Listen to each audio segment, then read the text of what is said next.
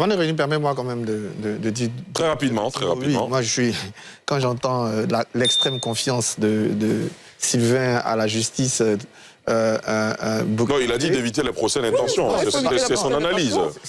Non, je précise ça juste avant de vous laisser poursuivre. La justice burkinabé n'est pas moins efficace que la justice guinéenne ou la justice ivoirienne. Voilà, ils ont leurs procédures, ils vont les appliquer. Très bien. Voilà. Arthur, c'est à vous. Je suis tellement content de l'entendre ça et je suis toujours surpris quand il parle de prisonniers politiques en Côte d'Ivoire. Mais bien sûr.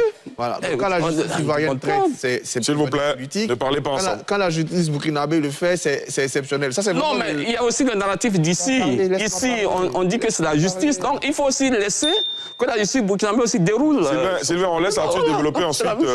Parce que je l'ai interrompu quand il a voulu vous interrompre. Ok. Donc, je n'ai même pas tenté de l'interrompre. Bon, non, je ne parlais pas de vous. Je dis justement que je suis tellement séduit de son extrême confiance à l'efficacité et à la célérité de la justice burkinabé, mais assez quand même surpris qu'à chaque fois que la justice ivoirienne finisse un procès, du coup, il parle de procès politique, ça montre toute sa mauvaise intention. Moi, tu n'as jamais entendu ça de moi, Arthur. S'il vous plaît, jamais tenu de telles messieurs... Les internautes nous suivent. Moi, je n'ai jamais tenu de telles S'il vous plaît, revenons. Les adresser à ceux qui les tiennent, mais pas à moi. Je n'ai jamais eu un tel jugement. Merci, Sylvain. La deuxième chose que je veux dire encore à Sylvain, il a tellement confiance à la justice burkinabé qu'il a réceptionné quelqu'un le 17 et jusqu'au 20 qui n'a ni avocat, ni contact avec sa famille, ni contact avec quiconque. Donc, ce n'est pas des procès d'intention. M. Damiba a eu le temps de dire au revoir à sa femme.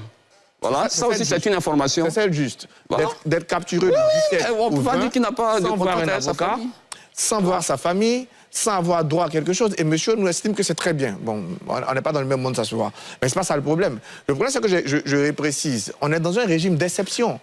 Un régime d'exception ne peut pas être traité comme un régime normal. Le Burkina, tu le veux ou pas, c'est un régime d'exception. Donc, c'est normal qu'on ait de la prudence sur la régime d'exception. Pour la deuxième fois, je répète, le Togo était en position de bons offices. Vous n'allez pas réinventer la roue, vous n'allez pas fabriquer l'histoire. Le soir, Damiba n'avait pas perdu le pouvoir. Jamais il a perdu le pouvoir. Les trucs sont là, les journalistes... On va pas refaire ce cours d'histoire, s'il vous plaît. Il contrôlait des points, il y a eu des négociations qui ont été faites à la fois par l'évêque, par le Moro-Naba, par les chefs traditionnels et finalement par la médiation togolaise. C'est des faits. En fin de compte, Paul-Henri Sandaogo Damiba a perdu le pouvoir, Turbanda, on est d'accord. Non, mais il n'a pas perdu parce qu'il a été chassé. Il a perdu à l'issue des négociations dans lequel... Si, c'est important. Parce que là, on sent le rôle du Togo. Et c'est pour ça que moi, je rappelle. Je dis que le Togo était en mission de bons offices. Ça, on l'a entendu. Pas du Togo d'être un juge, mais de continuer dans cette mission de bons offices. Et cette mission de bons offices, pour revenir justement à la question que vous posez, pose même les questions de l'asile sur notre espace. Parce que notre espace est une tradition d'asile, sans forcément avoir ce statut. Aujourd'hui, moi, je pense que le Togo est en train de mettre en difficulté cela. Surtout qu'il y a des solutions de réchange. Parce que, bien sûr, je ne dis pas que Damiba est blanc comme la neige. Il a même fait des déclarations dans lesquelles il a dit qu'il n'allait pas rester les bras croisés sur le Burkina commençait à chuter. Donc l'idée n'est pas de dire Damiba c'est un gentil monsieur forcément.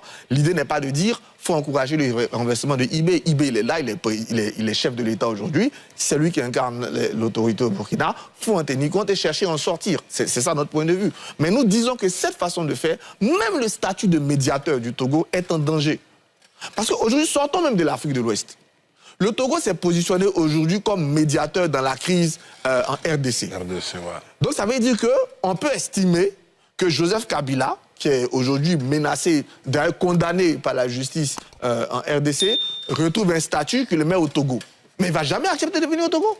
Ce qu'il a vu de Damiba là, il ne va jamais accepter de venir au Togo. Alors que le colonel Tigri, pris en flagrant délit de tentative de coup d'État, est passé par le Togo dans sa fuite. On n'a pas arrêté, on n'a pas remis aux autorités béninoises. Donc le statut du Togo, qui est un statut de médiateur, que je me réjouis de ce statut de médiateur, parce que je dis heureusement qu'il y a le Togo, parce que malgré tout, il faut qu'on continue le dialogue avec les pays de l'AES. Malgré tout, nous sommes dans le même espace, qui a des défis communs, les défis de terrorisme, les défis climatiques, tant de défis de pauvreté, qui nous emmènent forcément à devoir parler avec les autorités de ces pays-là, en dépit de nos désaccords. Et c'est bien que le Togo maintienne ça. Justement, au nom de ce statut de médiateur, le Togo ne doit pas ramener Damiba chez lui. Parce que c'est le ramener, c'est le livrer. On sait tous ici que Damiba, le procès n'a pas commencé, qu'il est déjà condamné. Tout le monde le sait. Puisque depuis des semaines et des mois, il a appuyé. Donc je pense que ça, on le sait. Soit on maîtrise Damiba, soit on lui permet de se retrouver ailleurs, tout en garantissant la stabilité de l'IB. Le plus important, ce n'est pas de livrer Damiba, le plus important, c'est de garantir la stabilité du régime Ibrahim Traoré. Je pense que le Togo n'a pas privilégié nécessairement cette voie-là. Très bien. Moi, déjà, que je suis d'accord avec lui, il y a une imprudence chez Damiba.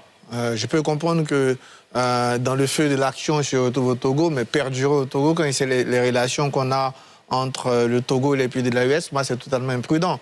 D'autant plus que à chaque tentative avérée ou pas, ou supposée de coup d'État, on connaît le narratif, c'est Damiba, la Côte d'Ivoire, la France. Donc, il devait, moi, à mon avis, bouger.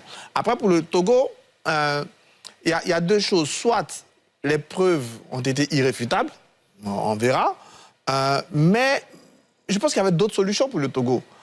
Moi, la solution la plus importante, idéale pour le Togo, c'est de demander à Damiba de quitter le Togo.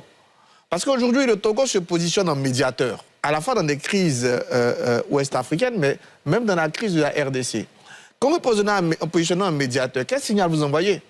Ça veut dire que si demain, un fort réussit à obtenir que, je dis par exemple, Joseph Kabila doit venir en exil à Lomé, il ne viendra pas. Plus aucun opposant ne voudra venir en exil à Lomé, parce qu'il va se dire à n'importe quel moment, je peux me retrouver dans le pays. Et puis il y a une tradition d'asile africaine qu'on maintient. Ouais. Et aujourd'hui, quand vous acceptez, parce qu'on oublie trop souvent les conditions dans lesquelles Damiba est parti. Damiba est parti dans des conditions où, peut-être que Eric pourra mieux en parler que nous, où son armée n'avait pas perdu le combat. Ils avaient peut-être perdu la bataille, mais pas encore la guerre. Et c'est en ce moment-là que ce soit le Moro Naba, les chefs traditionnels, les chefs religieux, le Togo apparaît pour dire à Damiba, si tu continues de faire de la résistance face à ce qu'enclenche Ibrahim Traoré et sa bande, on risque de se retrouver dans le chaos. Et donc, pour éviter le chaos, casse-toi au Togo. Mais à partir de ce moment-là, ce n'est plus, on parle de droit ou de politique, mais Damiba n'est pas en situation de droit au Togo, il est en situation politique. Et en ce moment, la première solution doit être politique. Soit on a des preuves irréfutables comme Damiba, en ce moment-là, on le menace, on lui demande d'arrêter, quitte à le garder quelques jours, on lui demande tout simplement de plier bagage. En ce moment, on n'est plus fâché avec les potes burkinabés, mais dans ces conditions-là, le Togo lui-même, qui veut se positionner en médiateur dans les crises africaines, envoie un très mauvais signal aux opposants qui vont vouloir se réfugier au Togo au nom de la paix dans leur pays. Bien sûr. Eric... J'ai écouté avec un peu d'amusement Sylvain Debailly tout à l'heure qui faisait la drôle de comparaison avec Moïse Dakwasi. Je rappelle qu'il n'y a pas d'accord, il n'y avait pas d'intervention politique. Moi, ce n'est même pas une affaire juridique, c'est une affaire politique. Parce que quand Moïse Dakwasi s'exilait, le gouvernement togolais n'avait pas de discussion avec. Il faut comprendre le contexte dans lequel Damiba part. Damiba part avec intervention politique d'un médiateur, qui est le Togo. Comme l'a bien rappelé Eric, peut-être que vu d'Abidjan, vous pensez que le coup d'État était consommé, il n'était pas encore consommé. Il y avait encore des forces qui étaient fidèles à Damiba, qui tenaient encore des positions. Il a fallu avoir une intervention d'abord interne, et ensuite l'intervention du Togo, qui devient un médiateur. Mais un médiateur, ce n'est pas un juge. Un médiateur, il est là pour concilier les positions. Il peut s'appuyer sur des décisions de justice. Il peut s'appuyer sur du droit pour essayer de concilier les positions. Mais un médiateur, ce n'est pas un juge. Il fait ce qu'on appelle des missions de bons offices. Et on demande au Togo, dans ces conditions, d'être un médiateur comme le Togo est en train de le devenir. C'est qu'il n'est même pas si mauvais comme le Togo dans sa position avec l'AES. C'est bien qu'il y ait des pays qui permettent cette discussion entre la CEDEAO et l'AES. Parce que si on n'a pas le Togo, si on n'a pas de médiateur entre la CEDEAO et l'AES, c'est la catastrophe.